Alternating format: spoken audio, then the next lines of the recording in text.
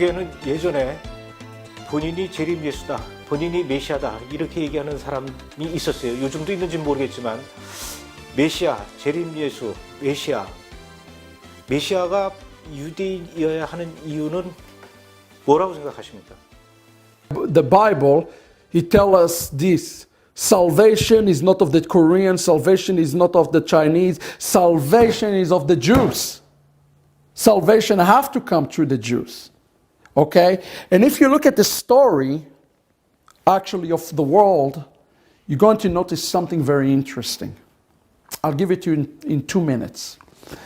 When God created Adam, you notice something very interesting the Rabbi says about Adam. Adam was not circumcised. You know why he was not circumcised? He was not circumcised because he was a perfect. He was created in perfection. Adam is. As a matter of fact, the Rabbi described for us a wedding that took place in the garden between Adam and God, and the angels playing those heavenly instruments. But something happened in the garden. God waited under the chuppah, the canopy, to Adam, and Adam decided to sin and run away. As a matter of fact, it says that Adam was covered by a cloud because the glory was upon Adam before he sinned. Then you have Moses. What happened with Moses? The festival that called Shavuot or Pentecost called what? When Israel wed God. God was so desperate to wed the Jewish people yet again, okay? The Jewish people again, what does he do? He recreate the sin. The same sin. Moses go up to the mountain. And you know, the rabbis teach us that when he came down with the 2 tablets, the very first 2 tablets, for a moment, the world was restored back to the perfect fellowship just prior to the sin with the serpent. For a split second. And all the nations, everything in the world was blessed through the Jews. But what happened? The Jewish people stumbled and all the world has suffered because of this. You see the same story happen again when Yeshua has came. The Jewish people are stumbling. And Paul says, if their failure means so much to the Lord, what will be their acceptance? You have seen nothing yet. Nothing yet. Paul tells us we have seen and nothing yet. So prophetically, what God going to do in the 4th time? He's going to wed the Jewish people again, yet again. And all of Israel shall be saved. That's why Paul concluded in Romans 11 with the words, all of Israel shall be saved. He didn't say all the church of Jesus Christ will be saved. All of Israel will be saved. The uniqueness is that the definition of the Israel has been extended now. Open door to the nations to come in and to be engrafted in. That's why you see a prophetic picture of Revelation 7. In Revelation 7, you see the nations not raptures to heaven. No, they're raptures to Jerusalem. They're standing there in Jerusalem. But I want you to notice something that you might have never caught before. Talking about prophetically. What are they holding in their hands? The Hebrew says that they hold in their hand a lulav. Lulav is one of the 4 species in the festivals of tabernacle that every Jew bind together. It's called the ingathering. The festival of tabernacle called the festival of the ingathering. So he's binding them together. And he said, all the Gentiles is going to hold in their hand lulav. Why? Because it's the feast of tabernacle. And they know what to do with this. Because they've been celebrating the feast prior to the return of the Messiah. They already know what to do with this. Because the fullness of the Gentiles already come. If you want the Messiah to come today, the true Jewish Messiah, then you have to learn those things. So when those things will occur, salvation will ultimately come to the Jewish people. He is the Jewish Messiah because the prophets of Israel told us that. Moses told us in Deuteronomy chapter 18, I will raise to you a prophet from among us, from among our people. The book of Micah chapter 5 tells us he has to become from Bethlehem. In the book of Isaiah 51, he says he will teach us a new Torah. Can you imagine a Korean or Chinese or Japanese come and teach us Torah? No. It has to be one who is the holder of the Torah. And you see that there is only one who can answer those questions. And his name is Yeshua. 그럼 유대인들이 예수를 메시아로 인정하기 위해서 그들에게 필요한 건 뭡니까? King Solomon said, there is nothing new under the sun. You know what the Jew require today? He require a sign. At the end of the day, they tell Yeshua, if the Messiah show us from the sign. Interestingly enough, the rabbi tell us, don't trust signs. But I believe when the blind start to see, the deaf hear, those without hope receive hope, then the Jewish people will accept him. But you have to understand something, that there is something deeper in your question. In Romans 11, I'm coming back because it's a significant chapter, verse 16, Paul says something interesting, and I use the Hebrew language for a moment. He says that if the first fruit is holy, so will be the entire dough. Everything will become holy.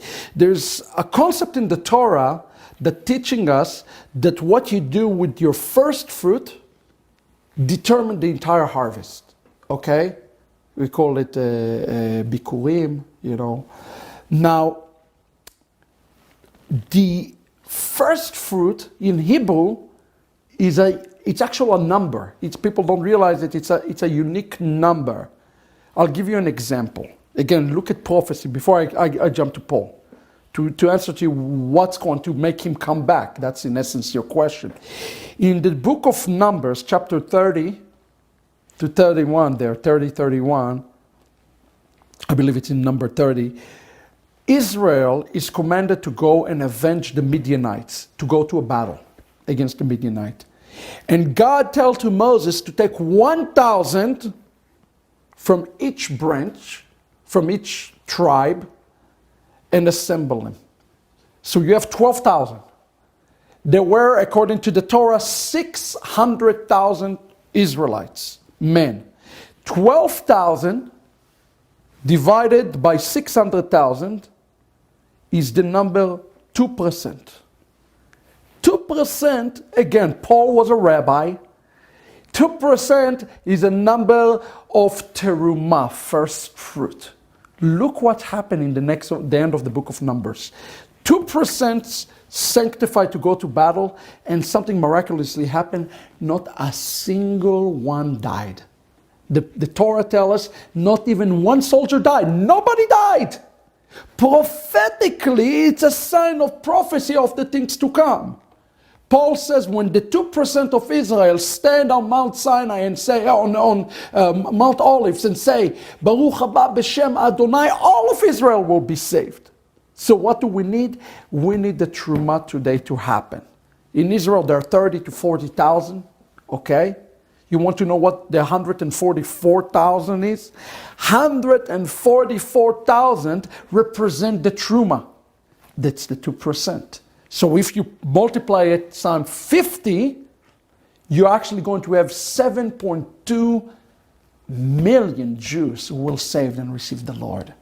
7.2 million Jews will receive him because it's a prophetic principle of a Trumah. So today we work, but please understand that the difficulty that we are encountering is not because the prophecy, it's not because of the Bible, but because we're dealing with 2,000 years of anti-Semitism, anti-Jewish, anti-rabbinical, but those who claim to love Yeshua.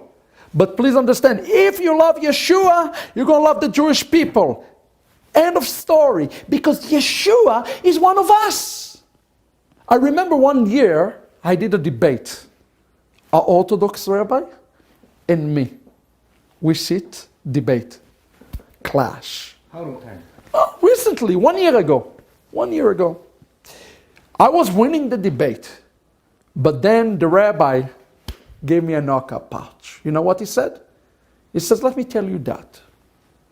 If Yeshua is truly indeed the Messiah, and he come here today, guess where is he going to go?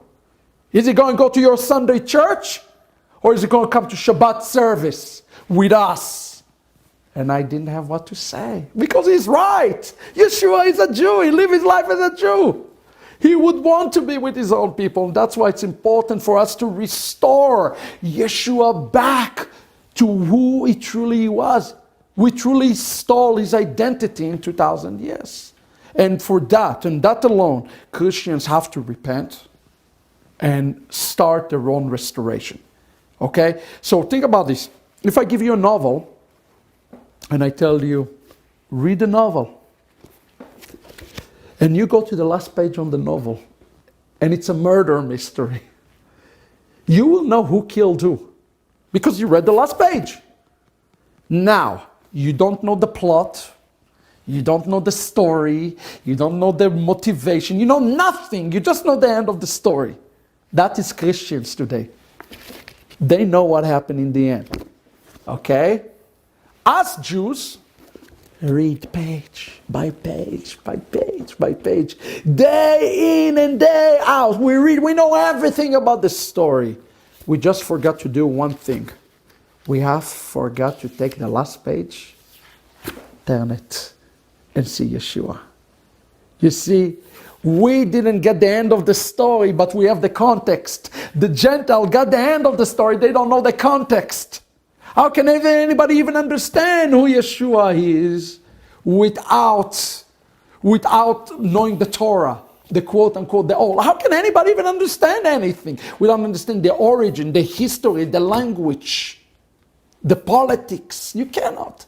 So the answer is there are two different things that have to occur prophetically. Number one, prophetically the nation have to be grafted in. Back to Israel, properly grafted into Israel.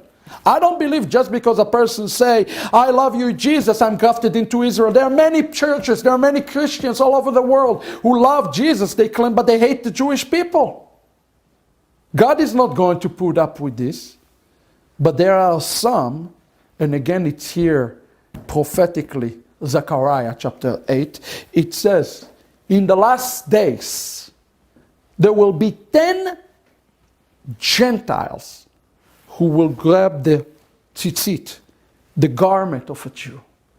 There are some among the nations today who are grafting themselves in. They're grabbing this.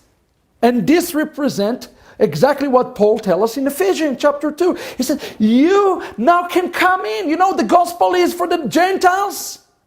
You had no covenants, you had no Torah, you have nothing.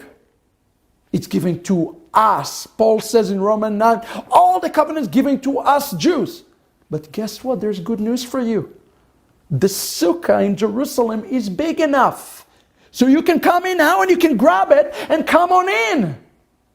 So when this condition occurs and the nation grab it, there will be a revival in the world like any other revival among the nations. This revival will yield to the ultimate revival in the Jewish people. And the two groups will ultimately merge together by Messiah. So both sides have something to be restored to. Jewish people to the Messiah, the Gentiles into the context and the roots of their Messiah. Both sides need something. Both sides lacking something. I don't want to make it sound like we Jews have all the answers. We clearly missed the Messiah. We have problems too. But you know, Paul warned us and he says, don't boast. Don't boast. You know, how many people say, oh, we don't need those Jews. They don't know Jesus. We don't know. Nonsense. If it wasn't for these Jews, you wouldn't know. None of us would know how to celebrate even the festivals.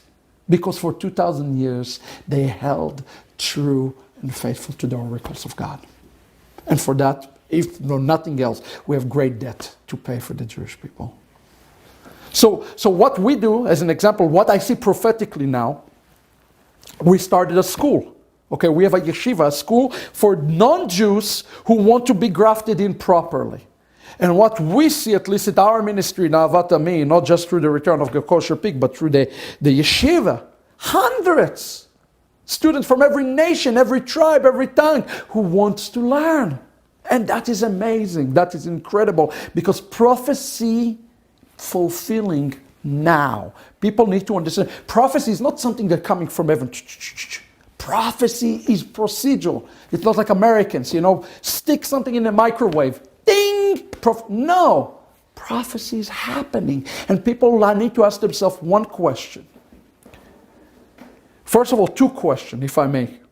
One question is, do I want to learn about the prophecies in the Bible? Do I just want to read them? Or do I want to be part of them? Do I want to be a partaker? Say, put me in, coach. I want to be in the game. Or I just want to be a viewer on the side. Many Christians say, I just love to study prophecy. I said, not good enough. Not good enough. Be a part of prophecy. Be a part of restoration of Israel. Be a builder of Zion, spiritual Zion. Prepare a way. You see, because the disciples have asked Yeshua, here's the second important question. I hope all your audience will ask themselves this question. Is this question. Not when you're going to come to rapture the church. Not when are you coming, but the one questions the disciple asked Yeshua in Acts chapter 1. And I quote, Yeshua, when they see him coming from heaven, they say, Yeshua, have you come to restore the kingdom back to Israel? That is the question in the heart of every believer today. Have you coming? And then Yeshua said, no, and let me tell you why not. And he's telling them, you are not my witnesses. And he says, first you have to be a witness in Judea and Samaria, in Zion. That's why he says in Isaiah, from Zion come forth the law and the word of the Lord to Jerusalem. From Zion out. First Zion, then the world. Okay? So they say, you will be my witnesses all over the world.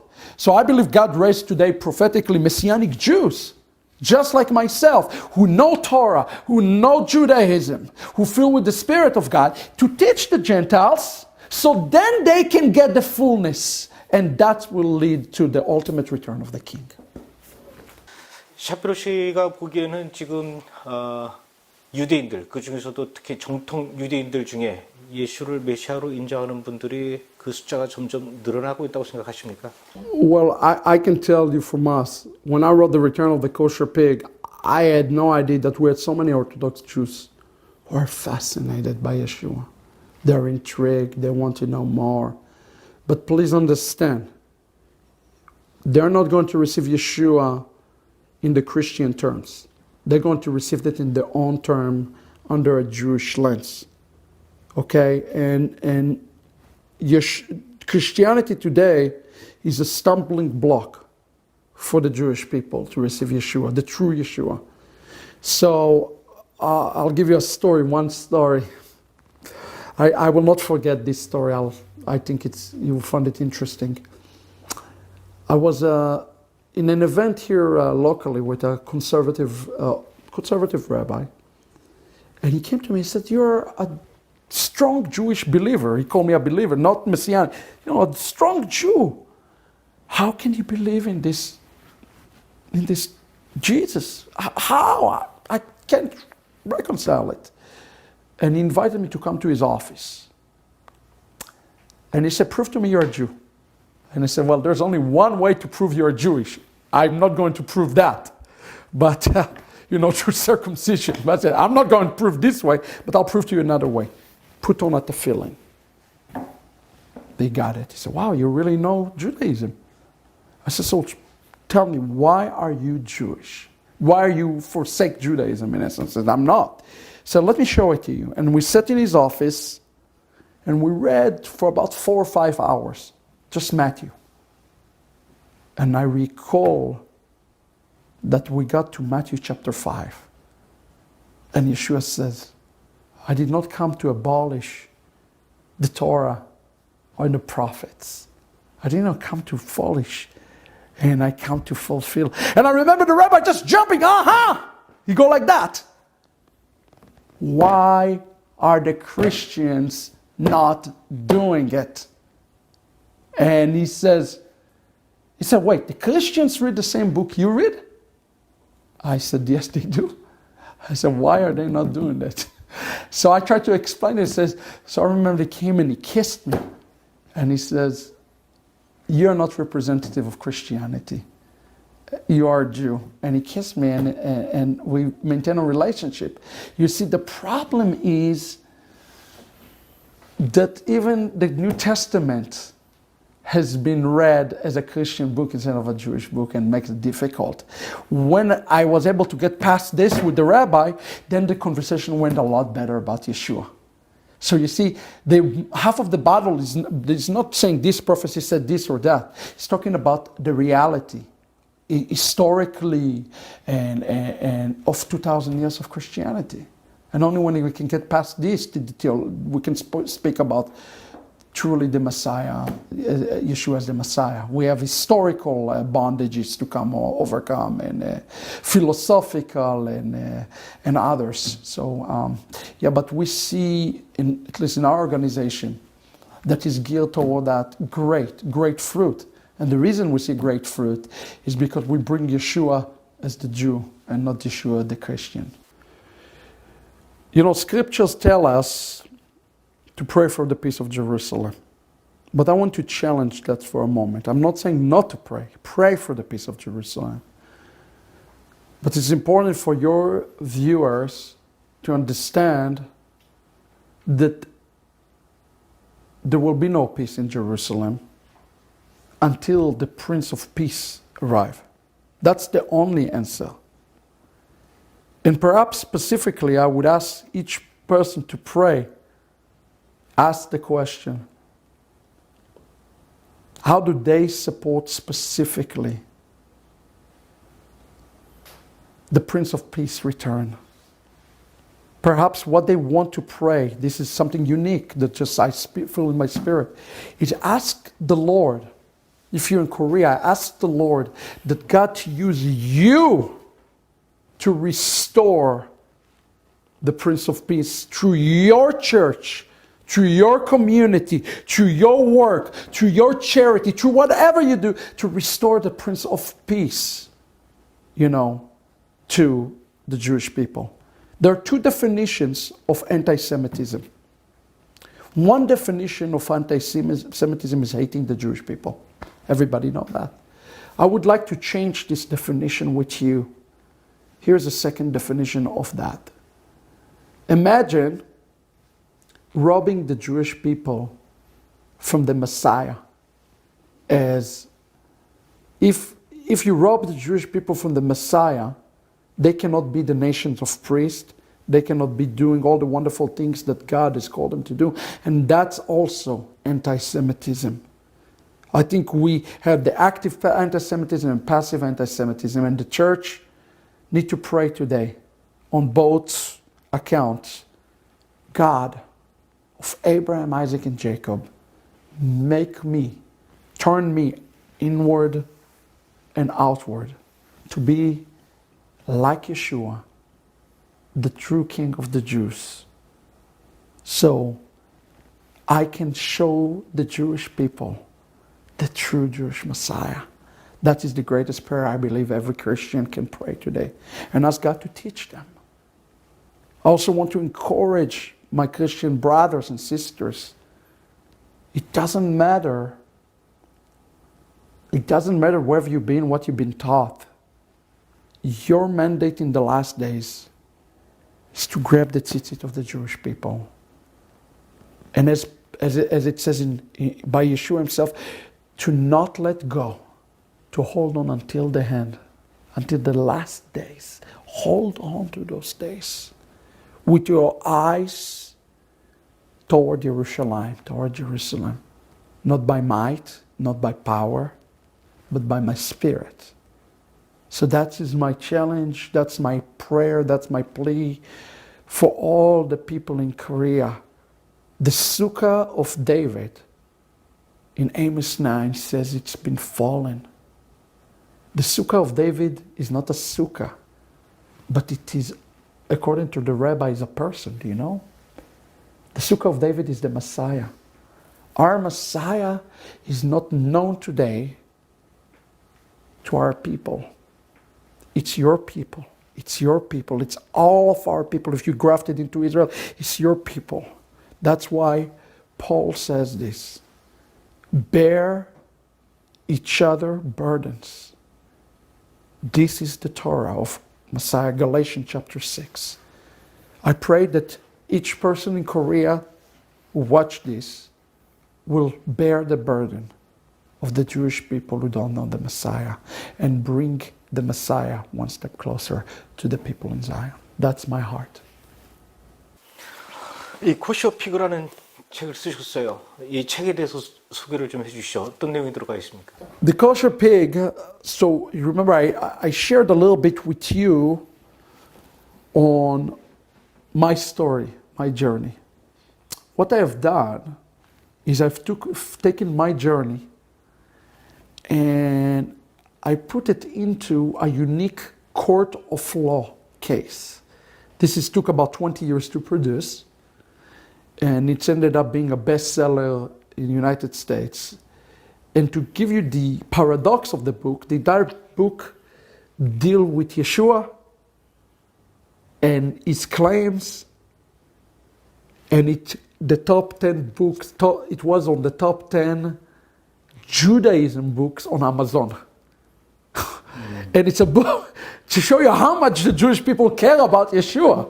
Just not your Yeshua, our Yeshua. They care about him, but they just have to explain it. So what I've done in this book, I put Yeshua, imagine a courthouse.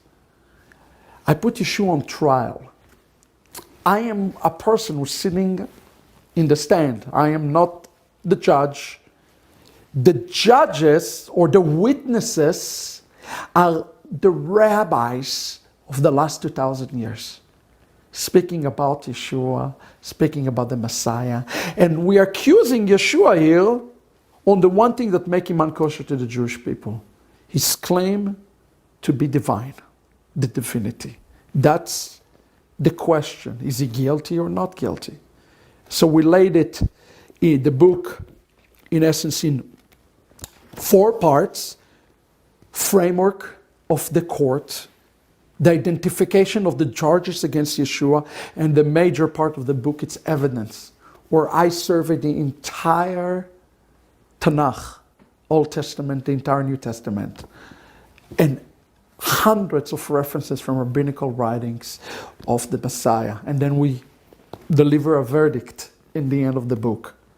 So the book is basically a reference that will serve people for many, many years on almost like a lexicon.